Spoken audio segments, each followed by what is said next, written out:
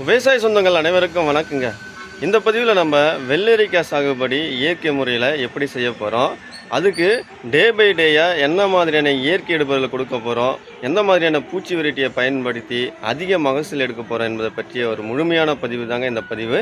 இந்த பதிவை முழுசாக பாருங்கள், மற்ற விவசாயிகளுக்கு ஷேர் பண்ணுங்கள். இந்த பதிவு பிடிச்சிருந்தா லைக் பண்ணுங்கள், கமெண்ட் பாக்ஸில் உங்கள் கருத்தை தெரிவிங்க.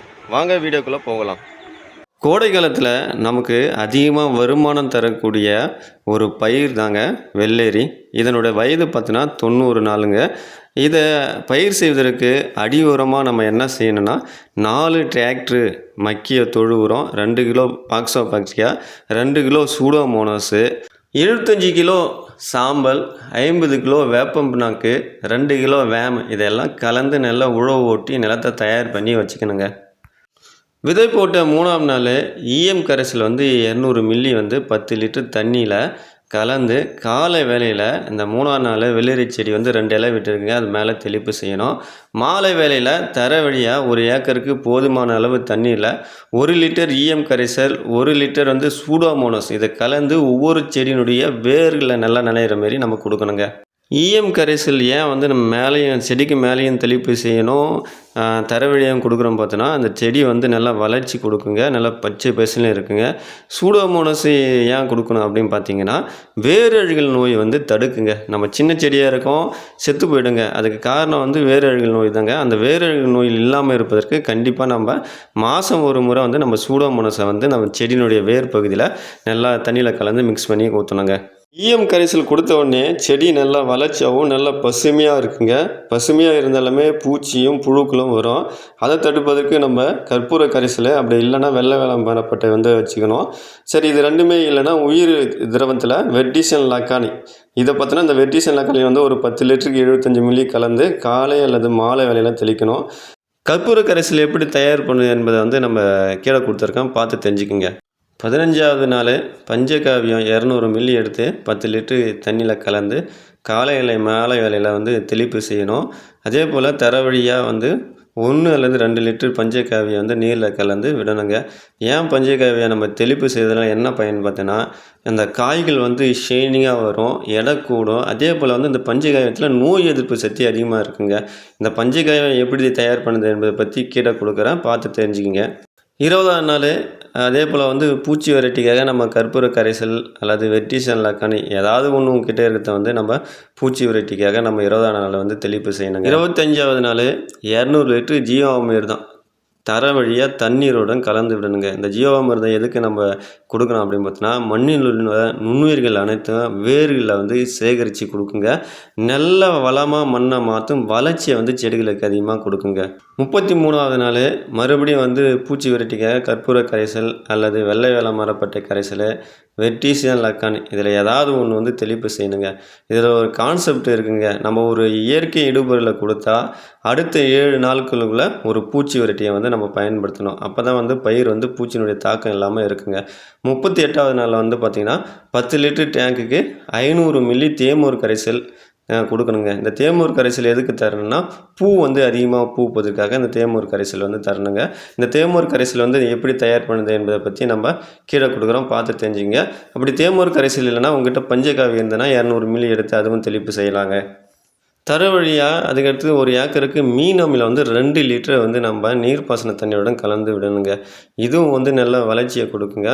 எப்படி மீன் அமிலம் தயார் பண்ணுது என்பதை பற்றியும் வீடியோவை நான் கீழே கொடுக்குறோம், பார்த்து கற்றுக்குங்க.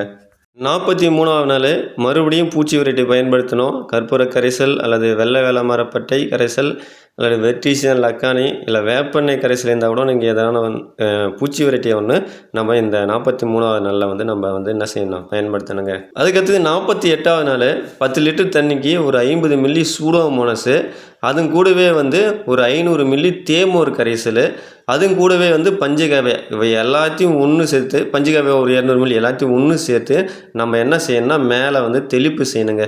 ஏன்னா இந்த பருவத்தில் காய் பிடிக்கிற பருவம், அதனால் காய் அதிகமாக பிடிப்பதற்காக இதை 3த்தையும் சேர்த்து நம்ம கண்டிப்பாக தெளிப்பு செய்யணுங்க. அதுக்கடுத்து தரவழியாக ஏக்கருக்கு 1 லிட்டர் சூடோமோனாஸ், அதுக்கப்புறம் 2 லிட்டர் மீன் அமிலம், இதை 3த்தையும் கலந்து தர வழியாக நீர் பாசனத்துடன் அன்றைக்கே நம்ம அந்த பயிருக்கு நம்ம கொடுக்கணுங்க. 58ஆவது நாள் அந்த வெள்ளரி வந்து நல்லா பெருக்க ஆரம்பிக்கும். அந்த டைமில் வந்து பார்த்தோன்னா 25 மில்லி வந்து மீன் அமிலம் எடுத்து ஒரு 10 லிட்டர் தண்ணியில் கலந்து ஸ்ப்ரே செய்யணும். மாலை வேளையிலோ இல்லை காலை வேளையிலோ தண்ணீர் பாசும்போது 2 லிட்டர் மீன் அமிலம் வந்து நம்ம தர வழியாக கொடுக்கணும். இப்படி கொடுக்கும்போது காய் வந்து நல்லா எடை கூடுங்க, நல்லா அதிக லாபம் கிடைக்குங்க. அதுக்கடுத்து 60ஆம் நாள் இப்போ வந்து ஒரு பூச்சி விரட்டியை பயன்படுத்தணும். ஏற்கனவே சொன்ன மாதிரி கற்பூர கரைசல், வெள்ளை வேளாமரப்பட்டை கரைசல், வெட்டிசன் லக்கன் இதில் ஏதாவது ஒன்று கைவசம் இருக்கும்போது இந்த பூச்சி விரட்டிக்காக நம்ம இதை வந்து என்ன செய்யணும்னா பயன்படுத்தி ஆகணுங்க. 65வது நாள் 10 லிட்டர் டேங்குக்கு 500 மில்லி தேமோர் கரைசல் அல்லது பஞ்சகாவியா 200 மில்லி இதை கலந்து காலை இல்லை மாலை வேளையில் வந்து தெளிப்பு செய்யணும். அதே நாளில் தர வழியாக ஒரு ஏக்கருக்கு 3 கிலோ பாக்ஸோ பாக்டீரியா தர வழியாக பாசன நீருடன் கலந்து கொடுக்கணும். அதுவும் கூடவே 2 லிட்டர் மீன் அமிலம் இதுவும் சேர்த்து கொடுக்கணும். 28வது நாள் மீன் அமிலம் 75 மில்லி 10 லிட்டர் தண்ணியில் கலந்து காலை வேளையில் ஸ்ப்ரே செய்யணும். அதுக்கடுத்து 70ஆம் நாள் 10 லிட்டர் தண்ணீருக்கு 200 மில்லி மீன் அமிலம், அப்படி மீன் அமிலம் பஞ்சகாவை கலந்து என்ன செய்யலாம்னா தெளிப்பு செய்யணும்.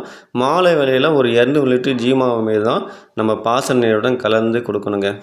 80வது நாள் 10 லிட்டர் தண்ணீருக்கு 200 மில்லி மீன் அமிலம் அல்லது பஞ்சகாவியை கலந்து தெளிக்கலாம். மாலை வேளையில் ஜீவாமிர்தம் 200 லிட்ரு அப்படி இல்லைன்னா மீன் அமிலம் 1 லிட்ரு வந்து நம்ம பாசனையுடன் கலந்து கொடுக்கலாங்க. 25 நாட்களுக்கு ஒரு முறை ஒரு ஏக்கருக்கு 40 கிலோ அடுப்பு சாம்பல் அப்படி இல்லைன்னா செங்கல் சூளை சாம்பலை வந்து பாசன நீரில் மண்ணில் படுற அளவுக்கு நம்ம தூவி விடுவது நல்ல விளைச்சலை கொடுக்குங்க. சாம்பல் சத்து வந்து இந்த சாம்பலில் அதிகங்க. அதுக்கடுத்தது நிலத்தினுடைய நீர் கொள்ளும் தன்மைக்கு ஏற்ப அதிக நாள் இடைவெளியுடன் குறைந்த அளவு தண்ணியில் காலை நேரத்தில் பாய்ச்சணுங்க. இப்படி நம்ம திட்டமிட்டு இயற்கை இடுபொருள் பூச்சி விரட்டி நீரையும் நம்ம பயன்படுத்தி வந்தால் அதிக விளைச்சல் நமக்கு கிடைக்குங்க. இதன் மூலமாக அதிக வருமானத்தை நம்ம பெறலாங்க. இயற்கையை நம்பினால் நம்மை கைவிடாது. அனைத்து விவசாயிகளுக்கும் இந்த பதிவை நாங்கள் ஷேர் பண்ணுங்கள்.